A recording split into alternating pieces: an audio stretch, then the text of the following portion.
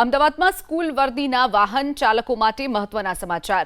શાળા શરૂ થતા પહેલા સ્કૂલ વાન ચાલકોએ પરમિટ લેવી આવશ્યક બનશે। સ્કૂલ વર્દી માટે ફક્ત ટ્રાન્સપોર્ટ વાહનોનો જ ઉપયોગ કરી શકાશે। નોન ટ્રાન્સપોર્ટ વાહનના ઉપયોગ સામે દંડની જોગવાઈ કરાઈ છે। આરટીઓ નિયમ અનુસાર જ સ્કૂલ વાનમાં વિદ્યાર્થીઓને બેસાડી શકાશે। ઓટો રિક્ષામાં 6 નાના બાળકો, વેનમાં 8 બાળકની ક્ષમતા। સ્કૂલ વર્દીમાં ચાલતા વાહનોનો વીમો પીયુસી પણ ફરજિયાત કરાઈ છે। શાળા શરૂ થતાં જ પરમિટ અંગે આરટીઓ પોલીસ ડ્રાઈવ યોજશે। હાલ શાળાઓનું નવું સત્ર ચાલુ થઈ રહ્યું છે જૂન મહિનાથી। તો જેવું સત્ર ચાલુ થશે એ પહેલાં શિક્ષણ વિભાગ અને આરટીઓ ડિપાર્ટમેન્ટ દ્વારા એક ડ્રાઈવ ગોઠવવામાં આવશે।